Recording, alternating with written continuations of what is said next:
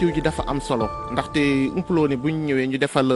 Sénégal vision 2050 ba ministère de l' agriculture tamit defar ci document de politique am muy politique de souveraineté alimentaire ginnaaw bu ñu saytoo dañoo xool ne Sénégal lu ñuy woowee souveraineté alimentaire mooy maanaam fexe ba lépp li nga xam ne Sénégal yi ñun dañ koy dundee ñu bañ ko jéggaane loolu bokk na ci li ko gàllankoor ba mënuñ koo jot mooy lu bëri si jiw ji ngay xam ne dañ koy jëfandikoo dañ koy jéggaane nit ki nag mënoo wax ne da ngay jéggaane si jiw waaye même bu fekkee li ngay bay doy na fekk yaa ngi jéggaani sa jiw bi ngay bayee jàppal ne li nga amagoo souveraineté alimentaire loolu moo waral nag ñu ne léegi nañu taxaw tënk nañ taxaw xool nan la ñuy yan pexe la ñuy lal ba jiw bu ñuy jëfandikoo ci Sénégal ñun Sénégalais ñu mun ko produire suñu bopp suñ jëlee misaal rek loolu lu ñuy wax production horticole mooy maanaam mbayum dër bi at ju ne Sénégal dina dugal lu mu tolloog buñ ko xaymaa rek lu mu néew Sénégal dina dugal lu tolloog fanweeri milliards ci jéggaani jiw ñu yaakaar nag fanweeri milliards yooyu bu fekkee jiw yooyu dañ koy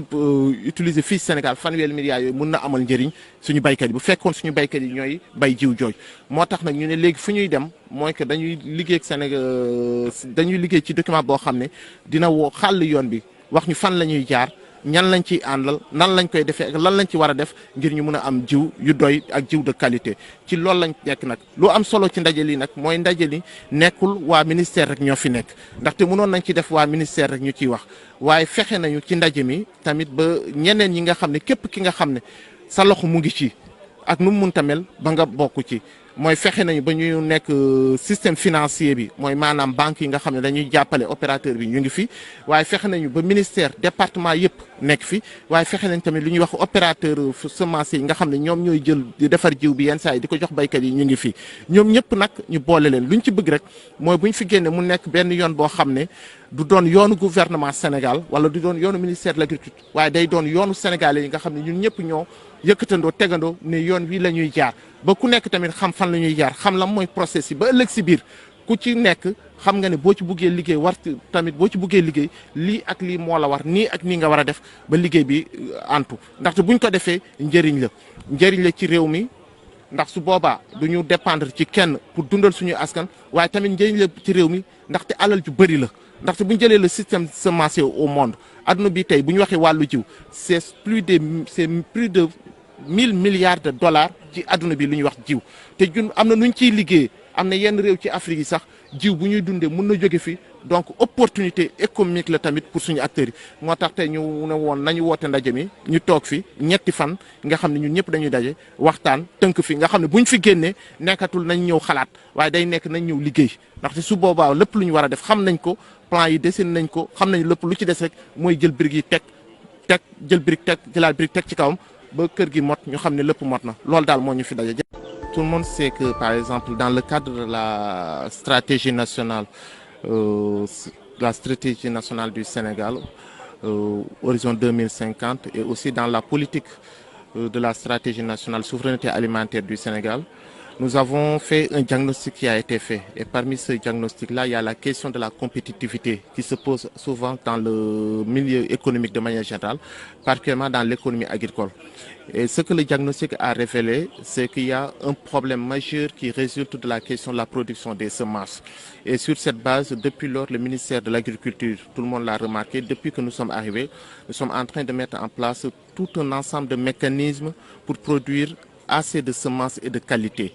Mais il nous a semblé important, c'est vrai que nous avons commencé à poser des actions, mais il nous semble important qu'il fallait qu'on trouve un moment pour réunir tous les acteurs du système semencier sénégalais pour réfléchir ensemble sur la stratégie de souveraineté semencière du Sénégal. Parce que quand nous regardons un peu, on va se rendre compte, on ne peut pas parler de souveraineté alimentaire sans souveraineté semencière.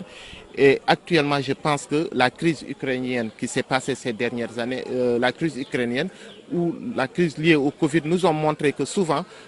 tout pays qui n'a pas son autonomie semencière est un pays assez vulnérable. Raison pour laquelle, sous l'instruction des plus hautes autorités, à savoir le président de la République, qui d'ailleurs avant-hier dans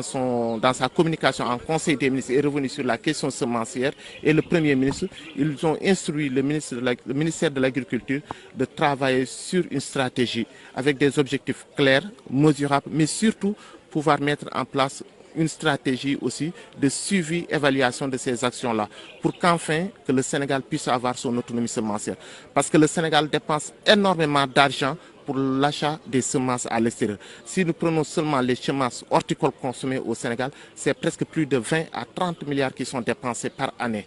par le Sénégal. Donc cet argent dépensé à l'extérieur peut avoir un impact au niveau local. Donc il s'agit pour nous de réfléchir tout le monde. C'est vrai que souvent, quand on parle de semences, beaucoup pensent aux semences d'arachide. Mais la particularité de cet atelier, ce n'est pas sur les semences d'arachide que nous allons réfléchir, mais nous appelons les acteurs à réfléchir sur les semences de manière transversale. Que ce soit les semences des grandes cultures comme les céréalières, mais aussi les semences horticoles. C'est toutes les semences et le Sénégal va disposer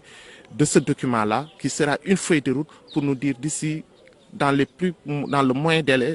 délais, quelles sont les actions à mettre en œuvre, quelles sont les ressources à mobiliser et quels sont les acteurs à mobiliser pour que le Sénégal puisse avoir cette autonomie. C'est vraiment tout le sens de cet atelier et nous nous réjouissons aujourd'hui que tous les acteurs de l'écosystème semencier sénégalais soient là, que ce soit les acteurs du ministère de l'Agriculture, à savoir les directions centrales, mais aussi les services rattachés au ministère, mais aussi les acteurs du système bancaire. Mais même nous avons pu même faire mobiliser les doyens qui étaient là, qui durant des années ont accompagné le gouvernement sénégalais, qui sont là pour nous partager avec nous leur expertise, mais aussi les systèmes de financiers pour que tous ensemble nous trouvons les solutions appropriées pour avoir enfin un document qui servira de feuille de route pour le Sénégal.